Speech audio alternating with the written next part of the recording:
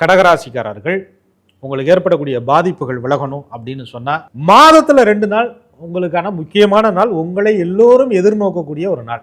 ஏன்னா சந்திர பகவான் தான் பௌர்ணமி அப்படின்னு சொல்லக்கூடிய ஒரு அற்புதமான நாள், முழு நிலவு நாள்.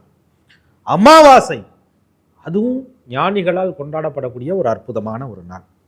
இந்த 2 நாளை தேர்வு பண்ணிக்கங்க. ஒரே ஒரு எலுமிச்சை கனி, ராஜகனின்னு சொல்லுவோம் இல்லையா, அந்த எலுமிச்சை கனியை கையில் எடுத்துக்க வேண்டியது.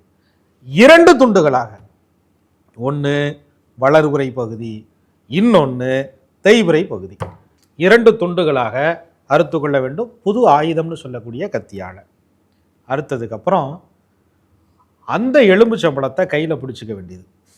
கொஞ்சோண்டு மஞ்சள் தூள் ஒரு பகுதியில் முழுவதுமாக தடவி விட்டு, இன்னொரு பகுதியிலையும் முழுவதுமாக தடவி விட்டு, அந்த மஞ்சள் கலந்த கையோடு வலது பக்கமாக 3 முறை, இடது பக்கமாக 3 முறை, தனக்குத்தானே.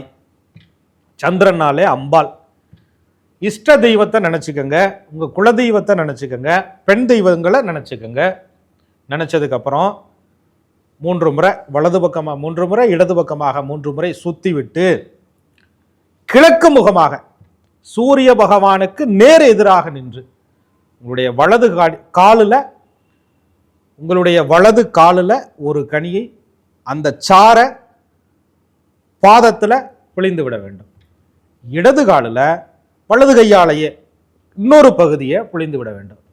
கொஞ்ச நேரம் வெயிலில் நின்றுட்டு அந்த மஞ்சள் தூள் நல்லா காயிற வரை இருந்துட்டு, அதுக்கப்புறம் போய் சுத்தமான தண்ணீர், அதாவது எப்படி இருக்கணும்னு கேட்டிங்கன்னா, சுத்தம் இல்லை, அந்த இடத்துல ஒரு அசூசியமாக இருக்குன்னா கல்லுப்பு சேர்த்துக்கோங்க அந்த தண்ணியில், பஞ்சகவியம் சேர்த்துக்கோங்க, பசுங்கோமயம் சேர்த்துக்கோங்க. சேர்த்ததுக்கப்புறம் அதில் குளிச்சிருங்க. குளிச்சுட்டு உங்கள் குலதெய்வத்தை நினைத்து வீட்டில் தீபம் ஏற்றுங்க. ஒவ்வொரு அமாவாசை, ஒவ்வொரு பௌர்ணமி கடகராசிக்காரர்கள் தொடர்ச்சியாக அதை செஞ்சுக்கிட்டே வாங்க. எப்பேற்பட்ட கண் திருஷ்டி பிரச்சனையும் உங்களை தாக்காது. இது ஞானிகளால் சொல்லப்பட்ட எளிய தாந்திரீக பரிகாரம்.